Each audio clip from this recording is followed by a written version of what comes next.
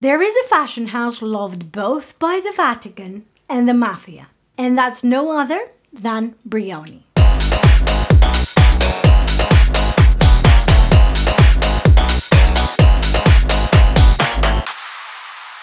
I am here today with another episode to talk about a fashion house which is not spending huge sums of money in marketing campaigns, and many of my Greek podcast viewers never heard of. These fashion houses make my favorite episodes because we really know everything there is to know about Jacquemus and Louis Vuitton, and we hear them all the time from many different creators. But Brioni is different. Let's dive in. Brioni mainly makes ultra-luxurious men's suits. Amazing quality fabrics, generations of knowledge behind craftsmanship, and discreet design. These are the reasons it's very famous in the cycles of politics, business, and celebrities. A Brioni suit costs somewhere from 6 to 11,000 euros, and a simply white t-shirt from Brioni is 340, as in most of the luxury brands. It's like they have a coven. Brioni's clients are Donald Trump, Vladimir Putin, Silvio Berlusconi. They may not love democracy very much, but they all love the same fashion brand. Between the clients are also very well-known actors: Pierce Brosnan, Sean Connery, my absolute favorite Sir Anthony Hopkins, and of course Brad Pitt, who became a designer for the fashion house for a unique capsule collection, which I'll tell you all about later on. Brioni was founded in Rome in 1945 by a master tailor, Nacciareno Fonticolli, and his business partner, Gaetano Savini. Unlike so many other fashion houses, this time, this isn't the designer's or the founder's last name. Instead, they chose to take the name of a resort that it was in the Brioni Islands, also called Brion. Brioni was the name of the resort. It was one of the most famous places where the rich rested in the 40s and the 50s. It belongs to Croatia. It has a great location. It's located in the Adriatic Sea, but it's close to drive from Trieste, and also it's a boat ride from Venice. This is how it became so popular. They knew very early on that strong and wealthy clientele is what you need to start a successful luxury suit business. They picked the name so familiar to the potential client that the rich men of Europe loved it, and they already knew the name. In 1952, 7 years after the company was founded, the house began to gain popularity worldwide thanks to Savini's entrepreneurial spirit. He traveled to Florence and met one of the fathers of the Italian fashion, Giovanni Battista Giorgini. Giorgini, after World War II, a businessman himself, leveraged his connections to bring top American shoppers into Italy. From Belgrove Goodman and Saks Fifth Avenue department stores, and journalists from Vogue to Harper's Bazaar made the world's first men's clothing show at the Sala Bianca de Palazzo Pitti in Florence. Revolutionary for the time, it became known for Roman tailoring, which is more structured and masculine than English or Neapolitan tailoring. Brioni was able to showcase their unparalleled craftsmanship, luxurious fabrics, and unique stitching that differed from French fashion. Did you know that Brioni suits have a hidden secret? Beneath the polished wool and hand-rolled lapels of a Brioni suit lies a hidden detail that separates true tailoring from mere fashion: the canvas. Unlike mass-produced suits that rely on fused interlinings, essentially fabric glued together, Brioni uses traditional techniques. One of them is called canvas construction. It's a technique that requires time, skill, and intention. And while you'll never actually see the canvas, you'll absolutely feel its effect. Made from materials like horsehair and cotton, the canvas is sewn between the outer fabric and the inner lining of the suit. That gives the chest structure, the lapels their curve, and the entire silhouette that unmistakable Brioni drape. But here's the poetic part. The canvas molds to the wearer's body over time. As you move, as you sit and gesture and age, the suit quietly adapts.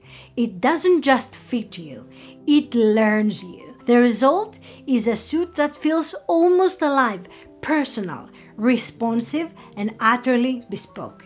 This is why Brioni doesn't just look expensive, it moves expensive. In contrast, cheaper suits that are fused with glue and may look similar at the first glance, they lack that evolving elegance. Fused interlinings can stiffen, warp, or even bubble over time, especially in heat or humidity. They are made for short-term wear. A Brioni, by comparison, is made for life, or at least for a very long storied chapter of it. In 1959, more and more businessmen acquired Brioni suits as a symbol of power and money. So with the aim of increasing production, while of course maintaining top quality and a refined approach, Brioni opened a studio in Penne, in the Abruzzo region. From there, the company revolutionized haute couture by improving production capabilities, while at the same time maintaining its distinctive handmade quality. It was, let's say, the first company that was able to produce high-end sewing in ready-made garments, the so-called prêt-couture. In 1964, they launched the brand in the States. That was super important. They gave a fantastic show for its time, which was unprecedented for the American audience. They booked and hosted the show to the famous hotel, the Waldorf Astoria. Until recent history, American presidents stayed there when they were visiting New York. We're talking about a giant hotel with two towers, one which was 13 floors, the other one 16. And at the time, he had what we call long-term residence. Once upon a time, it was very fashionable for the very rich people who had nothing to do with their money to stay almost permanently in hotels for 1-2 years. Anyway, this has now been converted to ultra-luxury apartments. Marilyn Monroe herself has sung in this hotel, and a completely irrelevant story is that one of the former owners, Jack Astor V, Jack, died in the Titanic in 1912. Not related at all with the episode or Brioni, but I found out during my research and I thought to share it because his name was Jack and he died in the Titanic. So why do we think this show was so iconic? Because they dried up the big fountain on the lobby and they made a menswear show and they had guests all over New York. Now, this is not Fashion Week, it's not something that happens very often. So at the same time, they launched the brand in 9 major cities in America. But why was Brioni so obsessed with the United States of America? As a tailor in the 50s and the 60s, if you wanted to build a reputation, a legacy in the fashion industry like a traditional brand, you trade in Europe. Because Europe already has a deep tradition in tailoring, Savile Row in London, Paris, and the best cutting and sewing schools, Italy, France, in Milan. A house with knowledge and refinement would have prestige and clientele. Italy also offered trained artisans and the right ecosystem for ateliers without losing quality from mass production. But if we look at it purely financially, like our friend Savini, who was a very savvy businessman, America, after the Second World War, was an economic giant. It had a middle class and an upper class with money ready to spend, especially on luxury, fashion, and lifestyle. Americans also admired very much the European fashion and they wanted to acquire it, either through imports or from European tailors who have settled in New York or LA. And of course, let's not forget the Hollywood effect of the time. Cinema, with stars like Gregory Peck, Cary Grant, Audrey Hepburn, shaped the style, and most stars were dressed by European tailors who were now working for the US. The middle-class Americans saw how the stars were dressed and imitated their style. This has generally been the case for many decades, and to some extent is still true, even though the effect today is not the same, mainly because we see the stars on Instagram with their tracksuits, so we kind of lost this mystery and glamour. I don't want to dress like people with tracksuits, but back in the 60s and the 70s, whatever hit the big screen, instantly hit people's wardrobes. If James Bond wore it, your Uncle Paul probably tried it too. In the decades that followed, the brand remained independent and spread throughout Asia and the Middle East. They chose to stay true to the Italian finesse and presented textures in different colors without changing the basic lines and the way they were constructing the suits. It's worth noting that the suits have changed little compared to the rest of the clothes from the 70s until today. Jeans, for example, they change every season, etc. With the exception of the zoot suits and the dandy suits and the obsession with slim fit during the zeros, suits are regularly similar. In the 90s, the house got a huge boost because of Lindy Hemming, one of the best costume designers with over 40 years in the field, and she is an Oscar Award winner. Lindy Hemming deserves to be known across the world because I say so. She was a costume designer for Batman Begins, The Dark Knight, Tomb Raider, Harry Potter and the Chamber of Secrets, Wonder Woman, Wonka, and many more. In 1995, Lindy was working on the production of the film Golden Age with Pierce Brosnan as the James Bond, and there she introduced Pierce his first Brioni suit. This kind of transformed to a tradition which continued with Daniel Craig, and Brioni has now become the spy's fashion house. Brioni's tuxedo, worn by Brosnan, emphasized the classic characteristics of a V of a male body. So it has a narrow waist and broad shoulders. All the suits are hand-sewn, which is clearly evident in the detail, such as the handmade lapels and the sleeve trims. The prices of these tuxedos start just above £4,000, and they can reach or even exceed $15,000 for a single suit. Do you want to know what's the most expensive suit ever created? Shortly before the release of Casino Royale, Brioni presented Vancouver 2. The face of the campaign, of course, Daniel Craig as the James Bond. The price of the suit, you ask? $43,000. First, of course, it's because of the quality. It is made from 100% vicuña wool, a fabric that I talked more extensively during our Loro Piana episode, the softest fabric in the world, the fiber of gods, from vicuñas that can only be sheared once every 3 years, so gentle that you have to ask it kindly to grow. For sure, there was some sort of silk vicuña blend in these jackets, otherwise it would be very fragile. Then, the second reason why it's so expensive is the prestige. The price reflects the exclusivity, the rarity, and the Brioni's role in legacy dressing. You want to dress like the Pope? You want to dress like Donald Trump? Pay for it. In any case, I would never like to dress like Donald Trump. Anyway, in any case, you don't wear this suit for work. You wear it to sign the paperwork for buying your second private jet.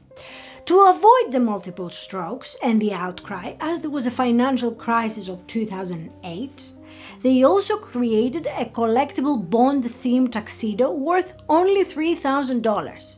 And he had the name James Bond embroidered in the silk silver lining, and it was released in a few stores for the loyal 007 fans. I have not found any evidence online about the existence of this as a second-hand item.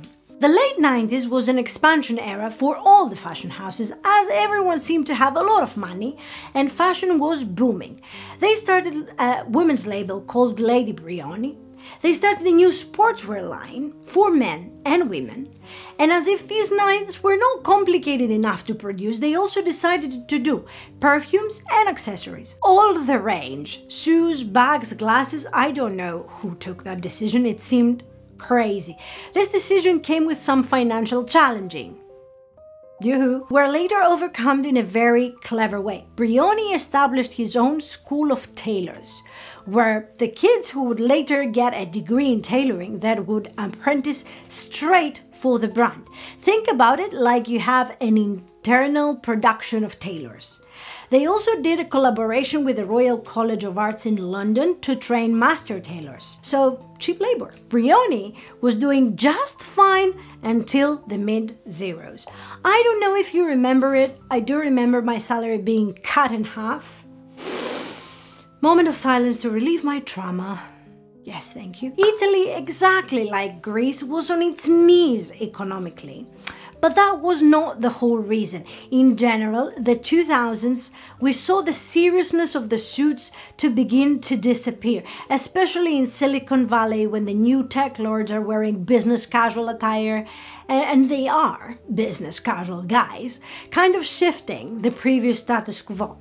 Another factor, of course, was the pressure from competition. Big names like Tom Ford, Zegna, Armani rose to the top of menswear game, and not through tailoring, but they had entire fashion empires behind them.